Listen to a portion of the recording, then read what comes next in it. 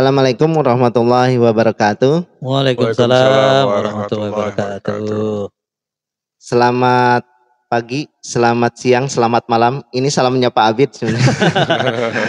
Ya, pemirsa Semesta Menghijau, kali ini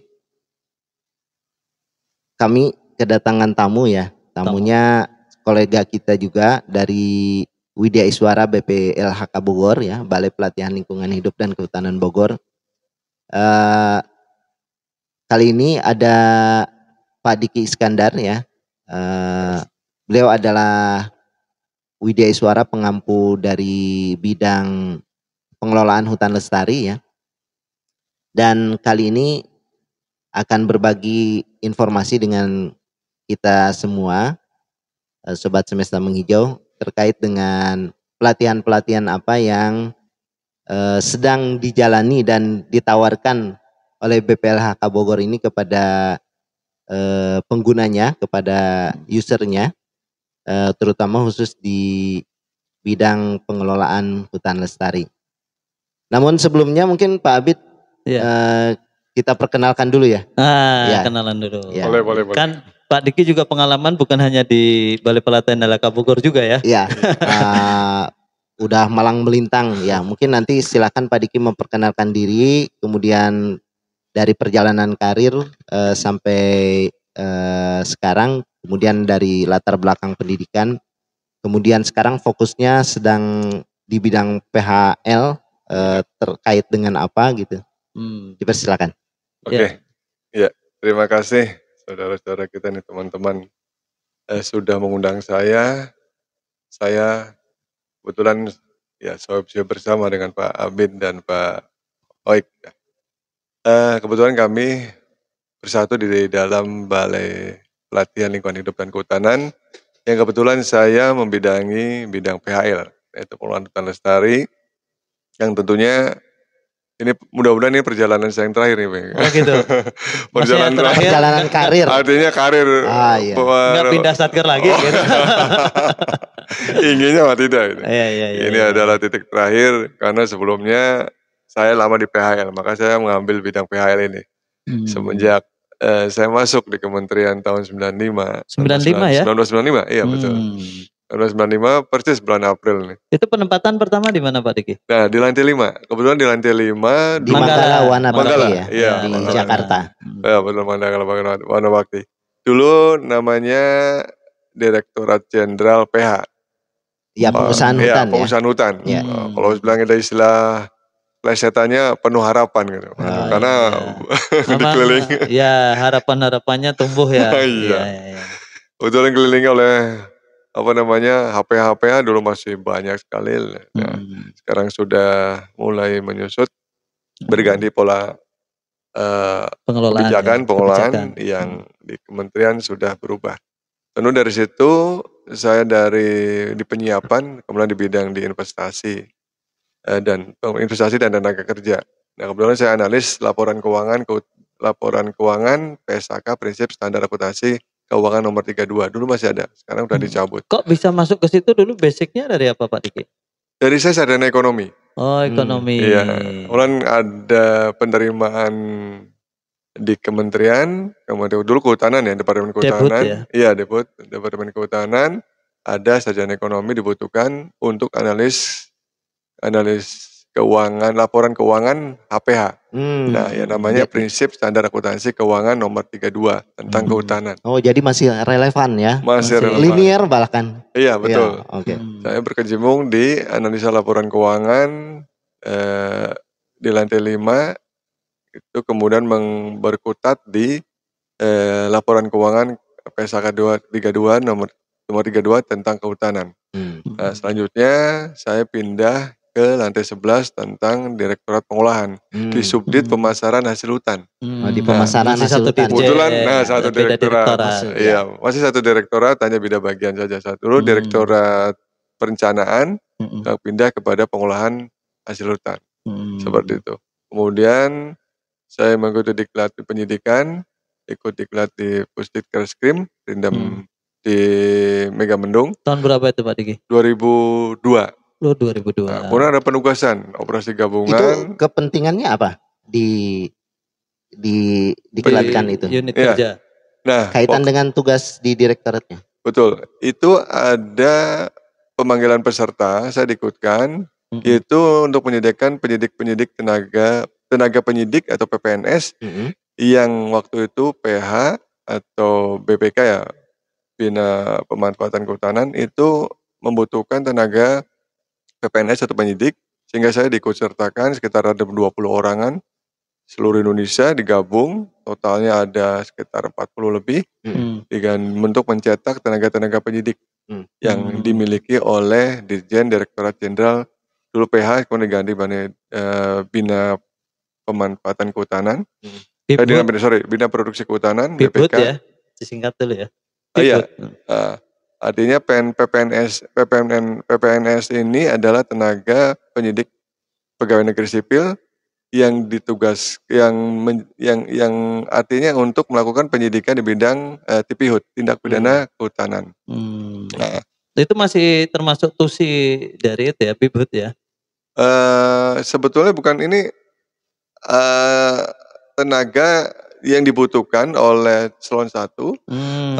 Kemudian juga UPT yang lainnya, dulu namanya BSPH ya. Ya, BSPH yang di balai ya. Iya, BSPH di balai, tenaga-tenaga penyidik dibutuhkan untuk menangani kasus-kasus pidana. Karena saat itu marak sekali kasus pidana. Seperti itu. Nah, Lanjut, saya ditugaskan untuk melakukan penyidikan operasi gabungan tahun 2004 di Papua. Adanya waktu itu adalah operasi hutan lestari, kemudian lanjut kepada Impres nomor 4 tentang tentang illegal logging. Nah, kemudian Impres itu menjadi booming akibat adanya informasi dari ada Greenpeace, kemudian Telapak dan lain-lain, sehingga diperlukan tenaga-tenaga penyidik untuk melakukan pengamanan kehutanan pada saat itu. Nah, dari situ sempat pindah bagian lain lagi? Atau? Nah, pindah lagi saya ke TU. Ya. Dari situ saya masuk promosi pindah ke TU di Palu. Oh, di Palu. Di balai BSPH. Iya, sekarang wilayah berapa itu kalau ini? Di Palu 2017 kalau nggak salah. 17 Sulawesi Tengah. Seperti itu, kemudian saya pindah lagi karena ada tawaran jadi auditor, yang tadinya saya mau dipindahkan ke Ambon, saya ada tawaran auditor, saya pindah.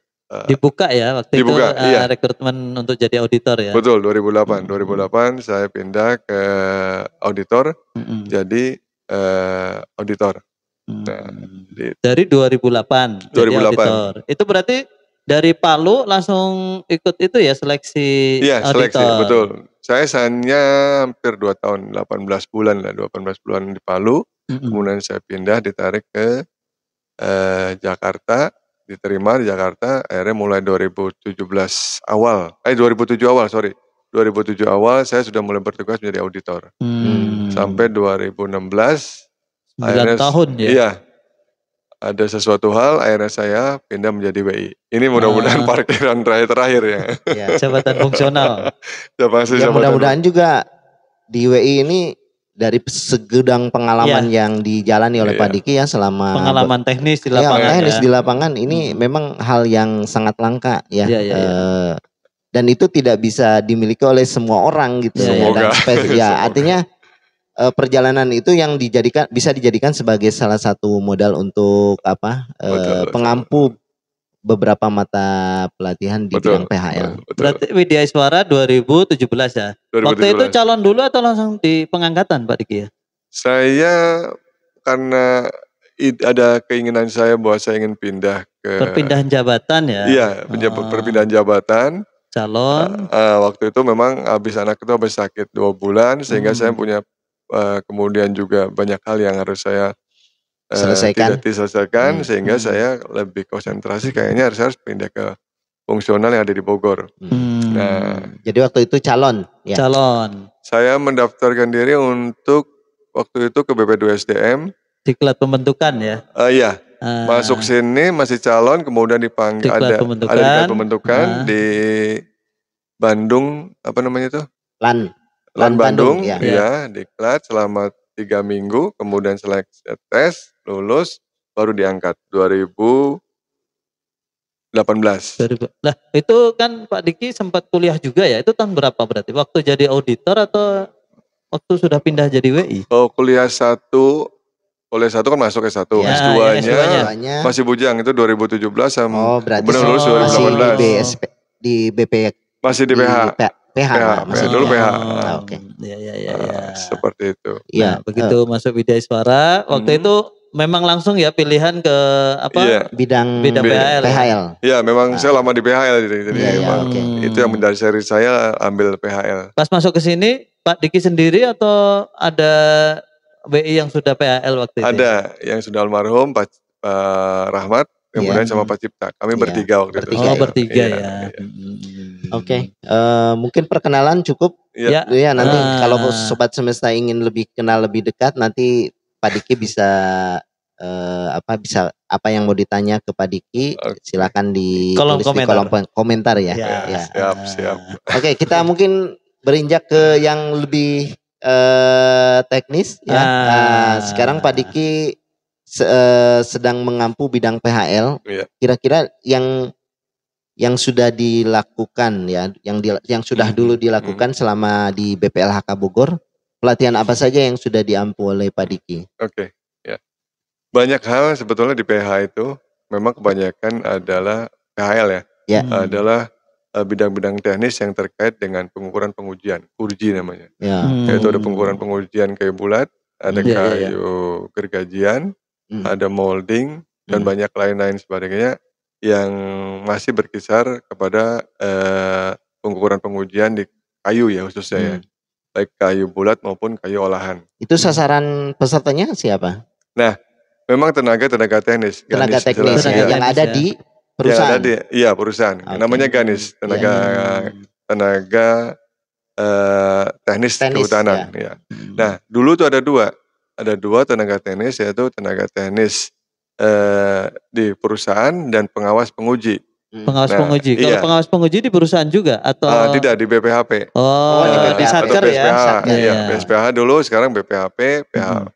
Nah, itu yang mengawasi tugas-tugas atau kepanjangan tangan dari pemerintah yang melakukan pengukuran pengujian sehingga kayu itu dinyatakan sah dengan menggunakan dulu namanya SKSH, surat keterangan sahnya hasil hutan. Nah, sehingga dia berhak karena sudah dilakukan ujian diklat dan ujian teknis sehingga dia punya kewenangan untuk melakukan pengukuran pengujian. Tapi di situ di samping itu juga ada tenaga pengawas yang penjangan tangan dari pemerintah yang ditugaskan ada di BPHP. Itu sampai sekarang masih ada ya pelatihan itu? Masih ada. Hanya tenaga pengawas pengujinya itu sudah tidak ada. Hanya tinggal tenaga teknis saja yang ditempatkan di perusahaan. Nah, ini ada yang kerjasama dengan APHI. Jadi APHI menyelenggarakan tenaga teknis, kemudian kerjasama dengan Pusdiklat, baru diadakan diklat. Seperti itu. Jadi sifatnya kerjasama. Ya? Betul. Biasanya kayak gitu permohonan ya dari perusahaan. Betul sekali. Biasanya permohonan perusahaan di asosiasi menjembatani. Ada berapa orang untuk melakukan diklat, maka melakukan permohonan ke Pusdiklat. Oh, lewatnya asosiasi ya? Iya, betul. Oh, jadi nanti masih ada perusahaan, nanti ada penawaran misalkan dari asosiasi perusahaan-perusahaan mana yang ikut, peserta baru kerjasamakan dengan Pusdiklat. Betul. Itu yang GANIS ya. Sedangkan yang ini yang aparatur. Aparatur. Iya. Jadi saya mencoba mengembangkan keilmuan saya, artinya ada beberapa tenaga teknis yang dari dulu sudah ada sejak saya di PH tahun 95 itu sudah ada. Kemudian saya masuk ke sini ternyata banyak sekali diklat-diklat yang di luar menjadi mandatori di PH. Nah, salah satunya itu adalah ada yang untuk ASN, ada lagi yang untuk masyarakat. Nah, adanya bahwa yang untuk ASN itu ada beberapa juga, yaitu yang sudah saya kembangkan adalah manajemen pemasaran. Manajemen pemasaran. Ya. Sudah beberapa 2 atau 3 kali saya lakukan diklat untuk ASN. Ya, angkatan ya. Angkatan. Dua atau 3 angkatan. 2 angkatan masih pandemi waktu itu. 2 angkatan ya. Jadi online sifatnya. Online, ya. Ini untuk para penyuluh, tenaga pet, dan tenaga teknis lainnya yang saat itu. Itu manajemen pemasaran secara betul. Itu umum atau ada mengarahnya ke apa? Manajemen pemasaran terkait hasil hutan. Iya. Saat itu saya mencoba, karena saya dulu adalah spesialisasinya adalah S1, S2-nya pemasaran, maka saya mencoba mengembangkan keilmuan saya. Pemasaran itu tidak hanya bidang pemasaran yang kecil-kecil, yang seperti ya susu, kemudian odol, kue dan sebagainya yang dipasarkan di promosi-promosi di iklan di TV. Tapi saya mencoba ini ada satu sisi yang waktu itu saya kebetulan subdit pemasaran hasil hutan. Nah, subdit hasil pemasaran hasil hutan saya coba kembangkan pemikiran saya, ada hasil hutan kayu dan non kayu. Nah, ini saya melihat bahwa lingkup kesulitan di masyarakat, terutama yang penyuluh-penyuluh, yang mereka bagaimana membantu masyarakat untuk mengembangkan produk-produk yang mereka produksikan. Diversifikasi hasil atau pemasarannya ini ya? Dua-duanya sebetulnya. Dua-duanya. Saya mencoba mengembangkan karena memang waktunya dibatasi, sehingga saya mencoba fokus kepada bagaimana melakukan promosi atau bagaimana mengenalkan produk-produk yang hasil non kayu utamanya ya, yang pasti non kayu atau hasil hutan yang masyarakat hidup di sekitar hutan. Nah, seperti kopi, kemudian gula aren, kemudian produk-produk lainnya yang dihasilkan yang berasal sumber bahan bakunya dari kawasan.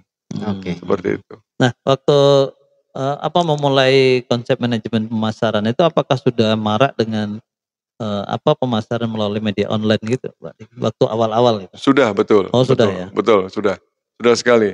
Hanya saya ingin mengenalkan kepada masyarakat, terutama yang saya kenalkan pertama adalah kepada tenaga penyuluh ya. Tenaga penyuluh yang kepanjangan tangan yang langsung berdialog atau berkomunikasi atau berinteraksi dengan masyarakat.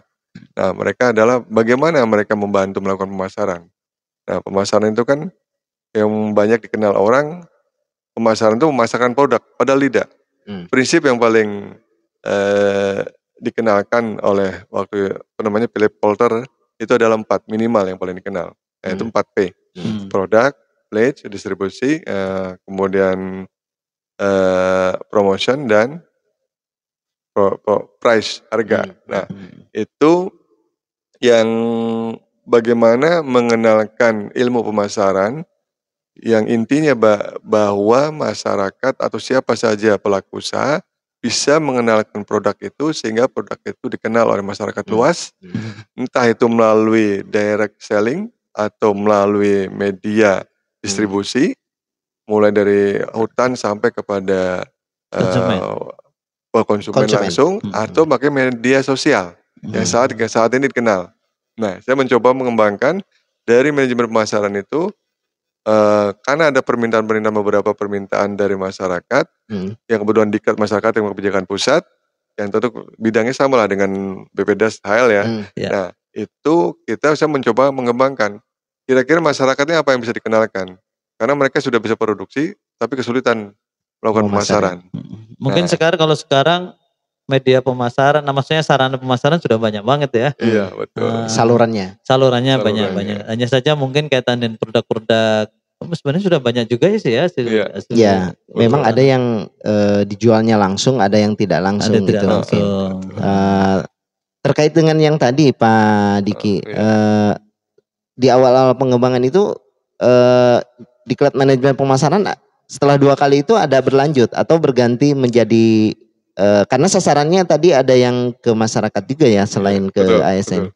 Apa berubah atau ada berubah ke kemasan lain gitu? Iya. Jadi yang saya ajarkan, saya kenalkan manajemen pemasaran itu lebih luas. Manajemen pemasaran karena tenaga penyuluh itu rata-rata minimal S1, S2 ya. Ya. Nah, cara berpikirnya pun sehingga saya mengenalkan mulai dari konsep pemasaran sampai kepada riset pemasaran. Tentu ilmunya akan lebih rumit ya. Nah, sampai kepada melakukan riset tentang pasar di wilayah lokasi mereka di wilayah setempat. Nah, kemudian dengan ada perkembangan kebijakan beralih kepada fokus pada masyarakat, saya mengenalkan lagi diklat pelatihan tentang pemasaran multi usaha produk hasil hutan. Multi usaha kehutanan. Multi usaha kehutanan. Ya. Nah, dan itu pun mungkin karena mengadaptasi ya kebijakan yang betul sekali. Perubahan kebijakan ya. Betul sekali. Ya, saya mencoba mengembangkan lagi konsep-konsep yang saya pelajari dari S1 dan S2. Adanya turun Undang-Undang Cipta nomor 11 tahun 2020, kemudian Undang-Undang Cipta Kerja ya. Iya, Cipta Kerja, Undang-Undang Cipta Kerja, Undang-Undang Cipta Kerja, turunannya PP 23 tentang penyelenggaraan kehutanan, kemudian yang terakhir adalah Peraturan Menteri nomor 8 tahun 2021. Nah, turunan-turunan di situ, saya mencoba mengembangkan bahwa di situ ada multi usaha. Ternyata saya coba mengulas sedikit bahwa kehutanan itu tidak hanya produk yang sekarang dikembangkan adalah non kayu, gitu. Bukan hanya kayu. Iya, bukan hanya kayu, non kayu. Artinya produk-produk yang memang dihasilkan oleh masyarakat dengan kebijakan pemerintah yang boleh disediakan, dialokasikan bahwa lahan itu bisa dipinjamkan ya, pinjam pakai apa namanya istilahnya itu? Istilahnya dikelola oleh masyarakat ya. Kelola oleh masyarakat untuk bisa menghasilkan produk. Baik itu kayu memang di hutan produksi dengan izin berusahanya. Nah, kemudian ada yang memang jasa lingkungan. Baik itu kayu, non kayu dan jasa lingkungan, jaseling. Seperti itu. Yang dijelaskan dalam Peraturan Menteri Lingkungan Hidup dan Kehutanan nomor 8 tahun 2021. Berarti memang untuk multi usaha kehutanan pelatihan itu sasaran targetnya masyarakat ya? Iya, betul. Jadi masyarakat yang mengelola hutan ya? Iya. Yang diberikan hak pengelolaan hutan. Betul. Nah, artinya begini, sasaran yang diklat yang kemarin ini sedang berjalan. Tahun sebelumnya ada 2 ya. 2 angkatan. 2 angkatan, sekarang 6, cuman kena pusing ya, 1 ya. Nah, tinggal 5. Nah, itu adalah diklat bambu. Nah, sebelum saya melangkah kepada diklat bambu, pemasaran itu juga mereka artinya bahwa kemarin yang saya kenalkan itu mereka bahwa langkah awal masyarakat untuk mengenal masyarakat terhadap produk-produk yang mereka hasilkan adalah mereka diberikan izin, tapi kelihatannya yang saya tangkap itu, mereka masih kebingungan. Ada yang masih mereka melihat bahwa produk-produk itu yang mereka miliki seperti madu, kemudian kopi dan sebagainya. Nah, kemudian saya mencoba merubah cara mereka berpikir, Pak, Bapak harus bisa inventarisir potensi apa yang dimiliki di wilayah setempat.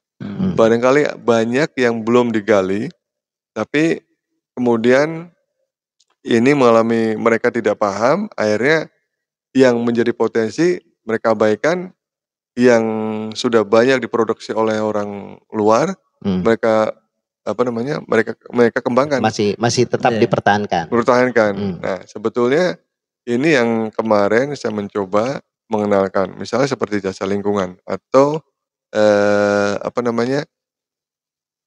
menjual keindahan alam. Ya, produk jasa lingkungan. Produk jasa lingkungan. Pemanfaatan alam itu ya. Pemanfaatan jasa lingkungan. Melalui wisata alam kalau bahasa wisata alam, betul. Nah, ini yang sedang digalakan oleh pemerintah daerah.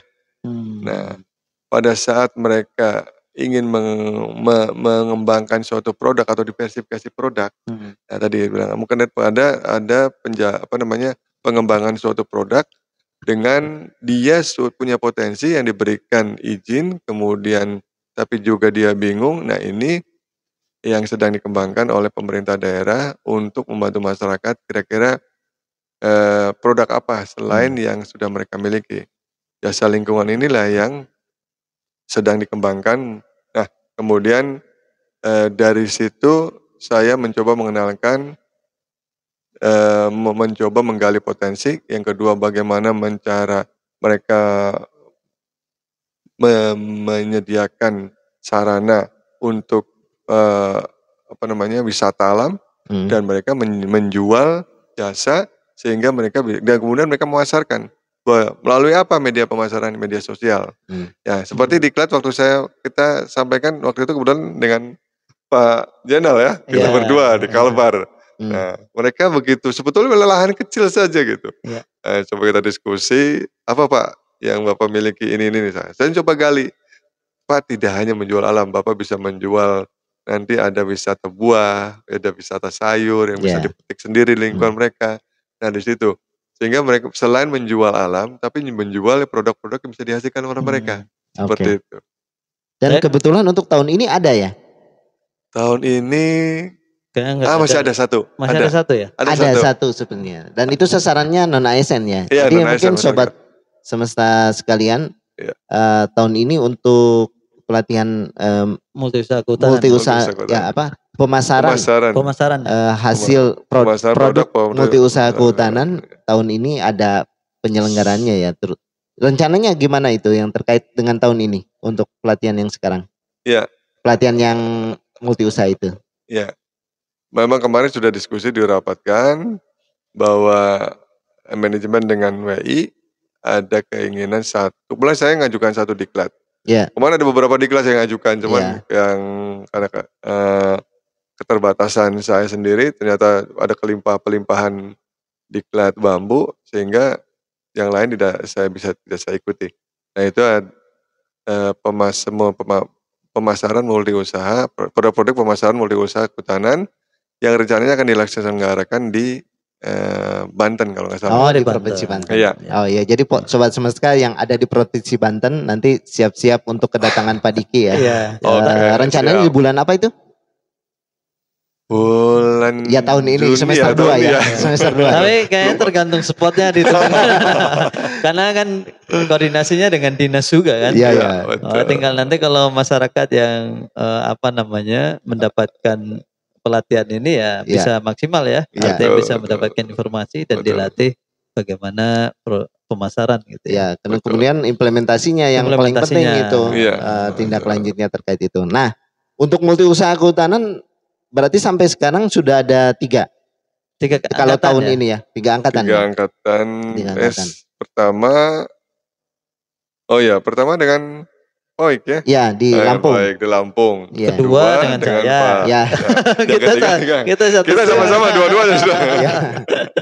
Pernah satu tim dengan saya. Enggak, kayaknya kalau saya atau Pak Oik mungkin lebih ke ininya. Ya support di sarananya. Di sarana medianya. Kalau konsep-konsep pemasarannya Pak Diki yang ngelit ya, ngedrive. Ya. Kalau kita lebih ke sarananya. Kemudian ini Pak Abid, berarti kalau selain tadi udah disinggung sih masalah pelatihan bambu ya, kira-kira kenapa itu penyelenggarannya sekarang diarahkan ke pengolahan bambu? Mungkin ada latar belakangnya sebelum dari hasil identifikasi kebutuhan pelatihan atau dari hasil apa gitu? Silakan. Nah, ini kebetulan kan dananya bukan APBN atau dana DIPA kita ya. Yang sebelumnya ya? Iya, kayaknya dari pusat deh. Dari pusat, dari kebijakan. Itu tahun berapa yang dapat itu Pak? Dana dari pusat itu? Ini yang sekarang kan ada 6 yang 6 pelatihan ini. Ini kan vokasi sebenarnya. Vokasi. Vokasi. Ini mah anggaran kita DIPA Balai. DIPA Balai sebenarnya. Untuk pencapaian Renstra. Pencapaian Renstra. Maksud saya kalau misalkan di tahun sebelumnya kan ada juga. Ada. Itu iya. Itu pelaksanaannya waktu pandemi. Pandemi bambu sudah dilaksanakan 2 angkatan. Iya. Saya ingat waktu itu di Jambi ya. Sebelum di Jambi masih online. Ada online. Ada online? Iya, kalau nggak salah sekali dengan kemudian mendapat bantuan, masyarakat mendapat bantuan peralatan teknik pengolahan bambu. Nah, kemudian di Jambi onsite kita dengan Pak Asep. Nah, kemudian berlanjut. Itu blended kalau nggak salah kalau itu ya.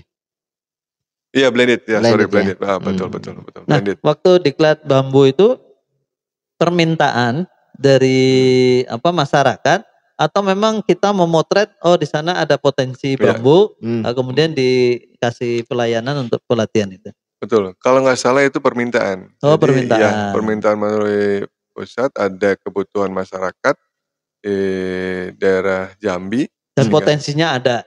Dan potensinya aja, dan mereka bingung. Nah, jadi sebetulnya kalau dilihat dari wilayah pelayanan, ada beberapa yang kita miliki di beberapa daerah seperti di Kalbar, mungkin juga yang tadi di Jambi.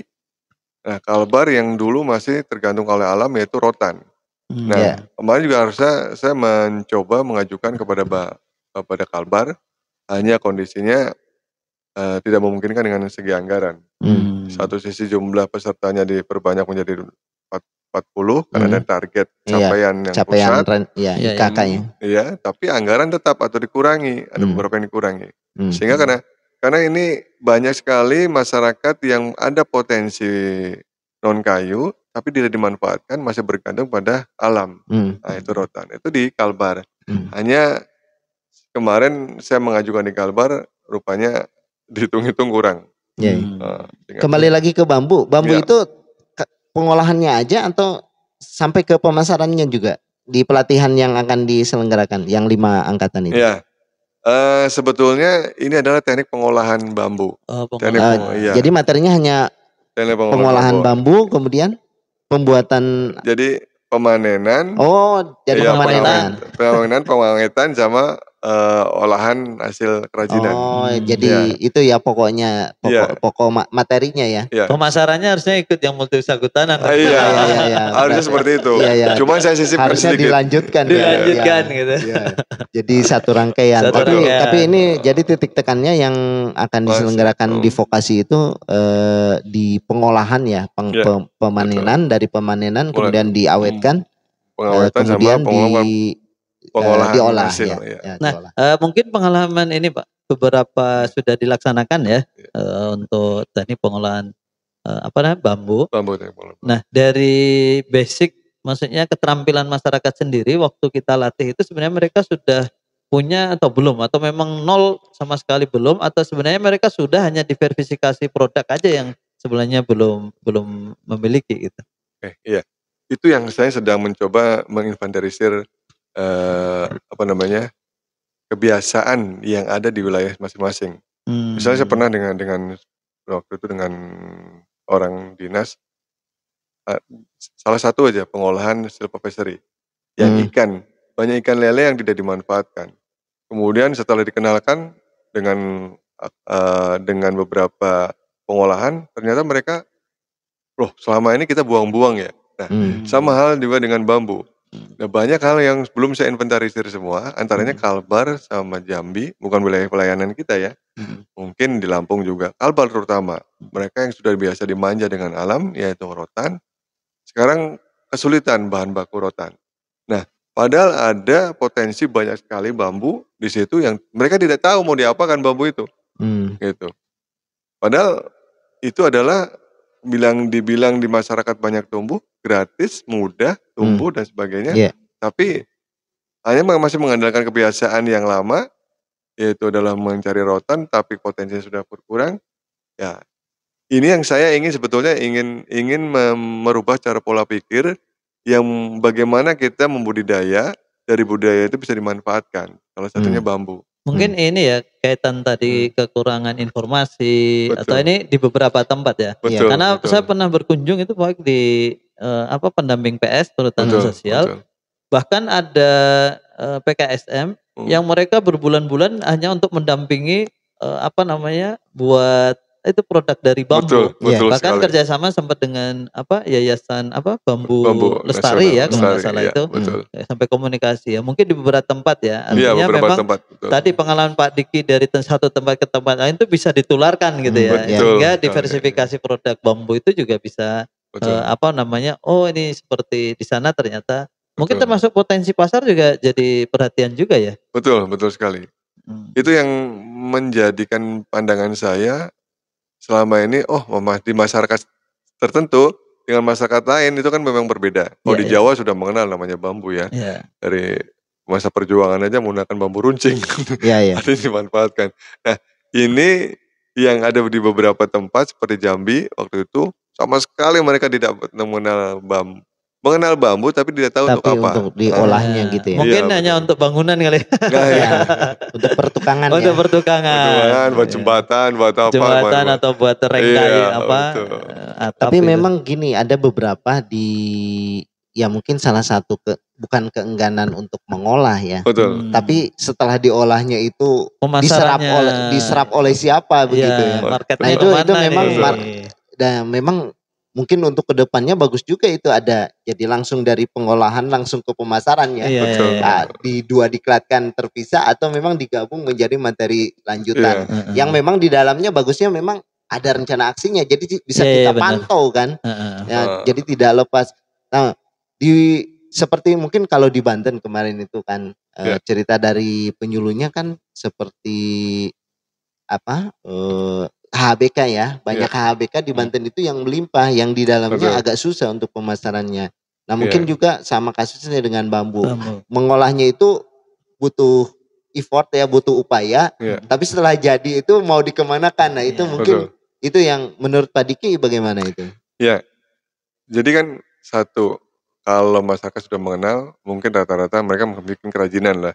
Sepertinya kerajinan nampan, kerajinan kukusan nasi, orang Jawa sudah mengenal itu semua. Dan itu artinya kalau orang Jawa misalkan kukusan nasi itu bukan sesuatu yang wah tapi itu misal konsumsi, maksudnya buat kebutuhan keseharian gitu. Betul. Nah, salah satu yang misalnya di Banten itu memang ada keunikan gitu. Pengrajin yang tapi wilayahnya tidak menghasilkan bambu. Jadi bambu diambil dari luar. Mereka beli. Pengrajinnya dari situ semua. Tapi yang menghasil bambunya sendiri, pengrajinnya kurang. Nah, rupanya mereka sudah menguasai pasar, kerajinan-kerajinan mereka yang hasilkan, tapi bambunya sementara dari luar. Saya mencoba bertanya, apa yang membuat Pak berbeda Pak bambu di sini dengan bambu di luar? Nah, itu yang memang ada harus karakteristik ada karakteristik dari bambunya atau kondisi tapak tanamnya. Nah itu yang saya tidak memahami itu karena sudah ada mungkin juga harus dilihat lab tanahnya seperti apa, kemudian karena di sana dataran tinggi ya di daerah pegunungan. Nah kemudian juga cocok tidak hasilnya itu perlu diolah. Karena Pak berbeda bambu di sini diolah itu dia agak sedikit berbintik seperti bulukan. Berbeda dengan sumber bambu yang dari luar. Tapi jenis yang sama atau jenis sama? Jenis sama. Jenis sama, bambu tali untuk anyaman. Nah, jenis bambu kan banyak sekali. Ada bambu andong, bambu hitam, bambu betung dan sebagainya. Nah, ini bambu tali yang bisa digunakan untuk anyaman bambu. Nah, itu yang mereka hasilnya berbeda. Nah, itu saya bilang, wah saya harus konsultasi dengan salah satu profesor yang dulu di Litbang, sekarang udah pindah jadi BSI, BRIM, di BRIM, sehingga itu harus konsultasi. Apa yang menyebabkan bambu ini berbeda di satu wilayah satu dengan tempat lain. Kayaknya perlu ada pelatihan pembibitan bambu. Kayaknya begitu tuh perlu tuh. Tapi bidangnya bukan PHL kalau. Bukan. Ini udah SAL nih. Karena saya kesulitan informasi nih. Enggak, artinya gini. Ya apakah jenis yang ditanam itu, misalkan jenisnya sama. Apakah kemudian ditanam semua hasilnya seperti tadi yang diusahakan ternyata ada perbedaan. Tapi kalau misalkan ada satu atau dua kesamaan, berarti mungkin ada sesuatu tuh yang kenapa kok bisa berbeda gitu. Betul. Perlu kayaknya perlu pelatihan.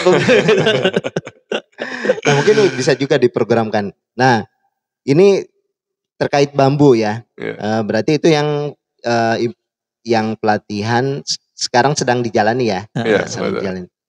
Ya mungkin sekarang Pak Abid menginjak ke. Enggak, saya sebelum itu berarti yang tadi pelatihan bambu itu belum ada pelatihan budidayanya ya. Dia hanya pengolahan bambunya ya. Belum. Nah, memang pembibitan ya. Betul. Beda bidang itu. Karena ini Pak iya meskipun beda bidang, tapi sebenarnya kalau alur pelatihan kita itu kan satu rangkaian. Betul. Satu rangkaian. Soalnya kemarin waktu kita lakukan identifikasi kebutuhan pelatihan, itu muncul Ada pembibitan bambu gitu. Jadi memang mungkin itu juga kebutuhan masyarakat ya. Artinya betul. kalau misalkan ya kan bambu sebenarnya ditancap saja tumbuh. Cuman kalau kita model budidaya dan itu kebutuhan banyak kan harus ada teknik-teknik yang harus dilakukan gitu. Nah, setelah diklat bambu ada pelatihan apa lagi yang di PHL, di bidang PHL? Iya. Sebetulnya yang dulu-dulu sudah dikembangkan, hanya eranya sudah berbeda, arahnya kepada masyarakat. Nah, karbon ini ya, mungkin karbon sekarang.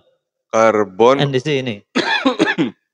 Karbon masuk di kategori pemanfaatan juga, yang Jasling ini sedang dikembangkan. Hanya saya baru mengenal namanya perhitungan ekonomi karbon. Kayaknya ini deh Pak Diki. Ya? Nanti kan tadi sudah mulai ini ya karbon. Kita diajarin dulu ya. Boleh. Ya. Saya juga baru. Soalnya kesempatan untuk pelatihan kita kan terbatas. Iya betul. Karena kalau dari ini juga mungkin baru tahap inisiasi atau pengembangan pelatihan karena belum ada juga TOT-nya kan ya? Atau sedang dijalani ya? Sedang dijalani kan. Kemarin ada utusan itu ya. Ada utusan. Nah, maksudnya gini, karena karbon ini kan bukan hanya dari sisi pemanfaatan gitu Pak Oik. Itu juga dari bidang lain pun sebenarnya ada potensi yang itu juga masuk ke arah sana gitu. Punya kontribusi terhadap nilai ekonomi karbon. Mungkin bisa juga nanti kita diajarin dulu. Iya. Atau bikin semacam in-house. Sayang sekarang nggak bisa minum ya. Karena masih puasa. Jadi in-house training bisa ya kita adakan in-house training gitu ya. Nanti kalau Pak Diki sudah mendapatkan TOT-nya, kita mungkin siap juga jadi pesertanya. Jadi peserta. Nah itu gimana Pak Diki untuk yang karbon? Iya. Karbon memang skalanya skala dunia ya. Karena kan ini bukan skala kecil, kita untuk masyarakat kecil ya. Padahal sebetulnya kalau beberapa wilayah itu bisa kita misalnya masyarakat yang mendapatkan hak pengelolaan itu bisa juga salah satu Jasling dan pemanfaatan karbon. Jasa lingkungannya dari termasuk jasa lingkungan juga itu. Betul. Kan hanya dari disebutnya ada wisata alam, ada jasa lingkungan. Jasa lingkungan. Jasa lingkungan karbon, betul. Memang agak sedikit rumit cara perhitungan masyarakat, mungkin kita saja banyak belum dikenalkan ya. Banyak belum mengenal bagaimana perhitungan, bagaimana cara juga kita melakukan penjualan karbon. Karena di luar negeri sudah ada namanya jual beli karbon melalui bursa saham atau bursa pasar karbon. Jadi ini ya punya kewajiban gitu ya. Iya. Nah ini yang memang rumit mungkin untuk masyarakat. Kita mungkin baru dikenalkan skop oleh kita sendiri. Nanti kalau sudah kita materi itu sudah kita kuasai, baru kita bisa ditularkan pada masyarakat yang memiliki hak usaha itu. Nah ini kayak Pak Diki, kita ini kan punya KHDTK. Ya. Kita jadikan ini aja miniatur dulu kita untuk bagaimana tekniknya menghitung karbon gitu. Jadi maksudnya kita juga punya data bahwa KHDTK kita ini kalau dihitung karbon secara matematisnya seperti apa gitu. Dan kalau nggak salah kan dinamis kan kalau penghitungan karbon itu. Mungkin yang paling terasa itu kalau di pengusahaan hutan ya, hutan yang diusahakan gitu, seperti di KTI atau di itu kan dinamikanya ini. Mungkin di hutan diklat juga walaupun ini bisa sebagai sarana belajar. Belajar. Kalau misalnya pelatihan di sini kita setidaknya sudah punya tekniknya, datanya seperti apa. Kapan mulai Pak Diki? Nah, mungkin kita bisa jadwalkan juga. Maksudnya gini Pak Oik. Nanti gini Pak Diki ya. Misalkan nanti pasca Ramadan nih Lebaran, kita misalkan jadwalkan, kita langsung live aja. Live supaya nanti masyarakat juga setidaknya sebelum pelatihan itu sudah ada gambaran mengenal apa ya sebenarnya itu pengukuran karbon itu ya. Nah dari sisi keilmuan sendiri gimana Pak Diki? Maksudnya yang saat ini sampai ke teman-teman di PHL, maksudnya di pelatihan sini ya. Ini yang kemarin saya ikut di klat itu juga dengan LSP ya, salah satu penyelenggara LSP di mana ya. Nah itu kerjasama dengan Pusdik. Saya diundang untuk ikut karbon. Hanya waktunya terlalu sempit. Memang waktunya terlalu sempit. Untuk prakteknya di mana waktu itu Pak Diki? Waktu itu di C4, betul. C4. Apa yang dilakukan di situ kemarin waktu praktek? Dia bagaimana melakukan praktek mengukur suatu misalnya kita satu pohon ini kandungan karbonnya ada berapa sih sesuai dengan perhitungan, misalnya serasa, mengukur serasa, kemudian mengukur lagi dengan jarak tertentu. Nah, ini yang kemarin terbatas, belum sampai menghitung berapa sih kandungan karbon di dalam satu pohon dengan serasa-serasa sekitarnya, itu belum sampai. Jadi baru mengenal karbon itu apa, kemudian bagaimana kita mengenal karbon di pasar dunia dan pasar lokal, kemudian baru kita melakukan praktek. Hanya praktek, saya bilang kok sebentar sekali ya, minimal seminggu. Itu berapa hari? Cuma 3 hari. Oh 3 hari. Wajar ya. Iya. 2 hari teori, 1 hari praktek. Iya, itu 2,5 hari terlalu singkat ya. Sabtu Minggu, 2 hari. Sabtu Minggu. Oh 2 hari. Amat terlalu singkat. Jadi saya belum melakukan, ini ada berapa kandungannya? Karena sama sekali karena nggak dikenalkan perhitungan itu. Tapi cara-caranya sudah diajarkan. Sudah diajarkan. Nah itu kayaknya bisa, misalkan satu pohon berapa nanti taksir dalam luasan sekian.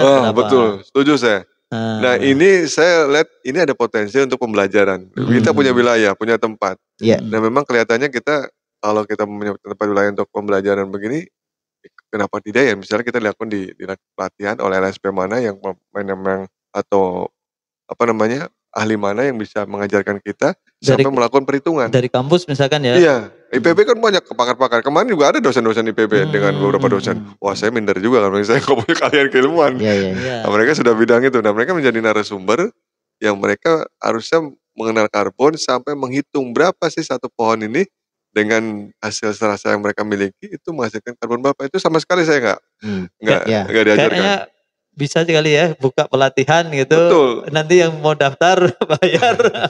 Maksudnya untuk ASN dulu gitu. Kita bikin Indos Training tapi dibuka juga gitu teman-teman yang lain. Kan dibutuhkan tuh sekarang. Betul. Ya dibutuhkan karena ini kan terkait dengan volumetric sampai 2030 kan. Jadi ya mungkin 6 tahun ke depan ya tentang karbon itu hal yang sangat tren gitu.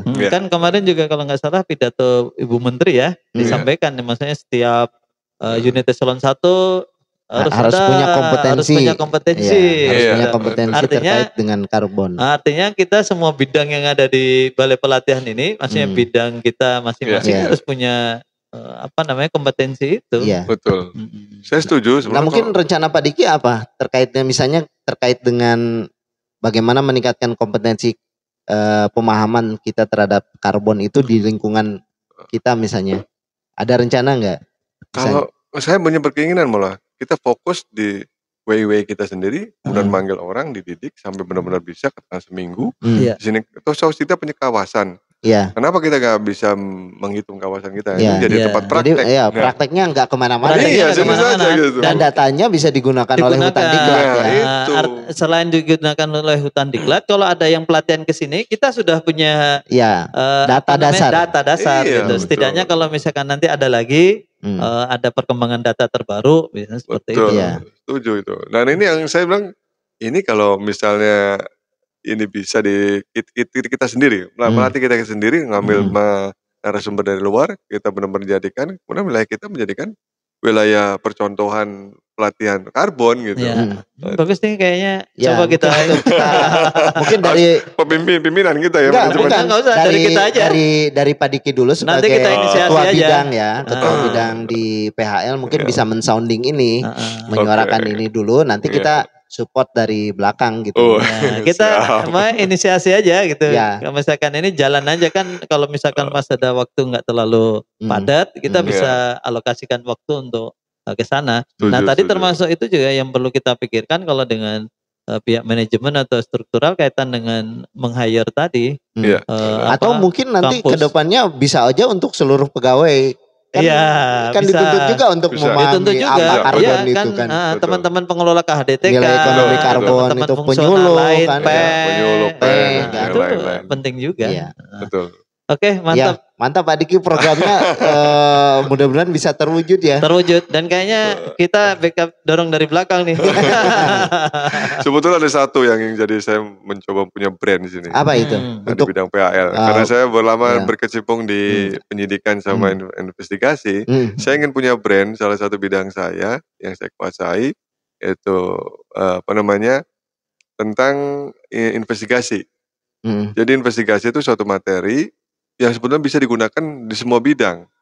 Karena kalau kita merubah cara pola berpikir, melakukan menggali suatu potensi menjadikan suatu kalau di TP HUT itu adalah barang bukti. Tapi kalau kita di bidang lain di investigasi adalah suatu keilmuan yang bisa menggali suatu barang kecil menjadi suatu informasi, data dan informasi. Nah ini yang penting bagi kita. Nah ini yang kemarin ingin punya brand, tapi untuk personal branding Pak Diki mungkin. Iya, tadinya untuk saya, kemudian kenapa tidak saya menjadikan ini brandingnya balai gitu loh. Toh saya punya keahlian yang ingin saya sumbangkan, kenapa tidak? Tapi nanti kalau ini yang punya kompetensi Pak Diki aja deh.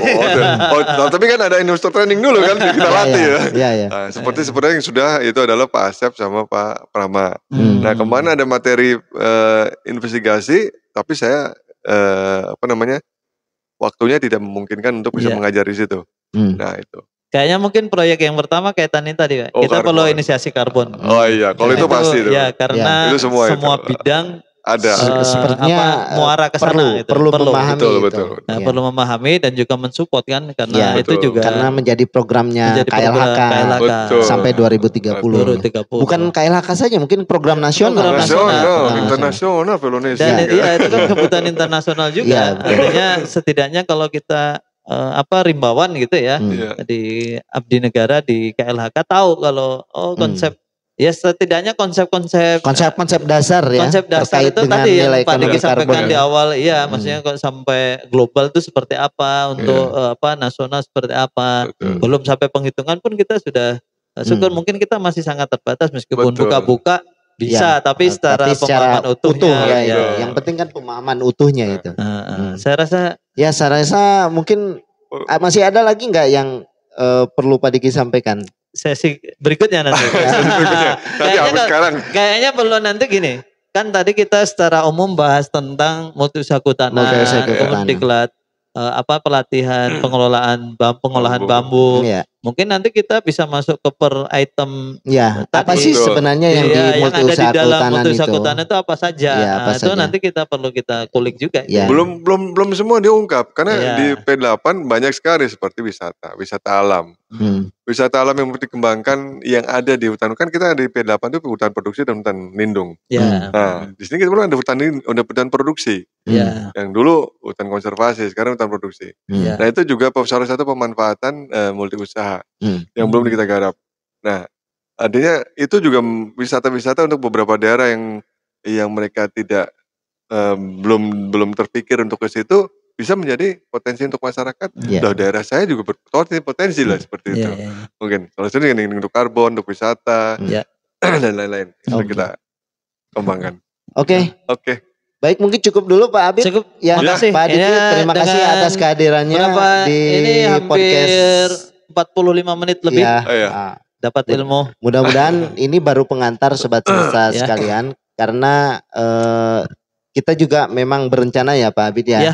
Jadi setelah semuanya berkenalan dengan terutama yang pokok adalah Widya Iswara di Balai Pelatihan Lingkungan Hidup dan Kehutanan. Meskipun dari teman-teman fungsional lain juga. Termasuk juga fungsional lain di BPLHK ini ada penyuluh kehutanan, ada yang mungkin ada arsiparis juga belum pernah tampil di sini. Komputer. Penata komputer juga. Nanti mungkin ke depannya memang sudah kita programkan untuk lebih mendetil ke materi-materi yang sifatnya lebih teknis. Jadi kita bisa membuatnya menjadi satu program serial gitu ya. Dan mudah-mudahan ini lebih mengena dengan apa yang dibutuhkan oleh sobat semesta sekalian, baik itu di semua bidang semua bidang di lingkungan hidup dan kehutanan di Kementerian Lingkungan Hidup dan Dan Kehutanan. termasuk ini juga Pak, mungkin Ya. supporting juga ya. Kan Ya. mungkin dari Betul. kementerian lain juga kita butuh informasi Ya, betul. atau akademisi, ya. misalkan nanti mudah-mudahan bisa mensupport juga dan Ya. bisa mengisi kita. Iya betul. Dan ini juga kayaknya selain tadi, meskipun kita podcastnya tiap pekan sekali tayang, ya. kita di tengah-tengahnya juga ada kegiatan-kegiatan Ada yang kegiatan yang sifatnya insidentil insidentil ya. gitu ya, Dan kegiatan-kegiatan itu yang dilakukan oleh Balai Pelatihan Lingkungan Hidup dan Kehutanan sebagai mungkin ada yang sifatnya pengabdian ke masyarakat ya. Dan mungkin ini juga Pak, kemarin yang kita sempat diskusikan, pikirkan kita kan banyak potensi nih. Misalkan pagi kita jalan pagi sambil ngobrol, kita kenalan pohon, ya 5 menit 10 menit saya rasa itu juga informasi yang menarik. Informasi yang menarik. Mudah-mudahan bisa menjadi informasi yang bermanfaat bagi sobat semesta sekalian. Baik, kita akhiri saja pertemuan podcast kali ini. Ini podcast yang ke-25 ya. 25. Ya. Terima kasih atas segala perhatiannya. Jangan lupa untuk selalu pantengin di channel kami Semesta Menghijau Podcast di channel YouTube dan dapat juga diperdengarkan suaranya di YouTube Musik, kemudian di Spotify Noise. Itu cukup ya? Cukup ya? Belum. Sebenarnya kita sudah membuat saluran di WhatsApp. Saluran di WhatsApp. Silakan juga pantengin statusnya Pak Apip dengan status saya. Bagi teman-teman yang sudah tergabung di grup-grup WhatsApp yang di pelatihan-pelatihan terdahulu ya. Terima kasih atas perhatiannya. Kita akhiri. Assalamualaikum warahmatullahi wabarakatuh. Waalaikumsalam warahmatullahi wabarakatuh. Salam sehat, semangat ya.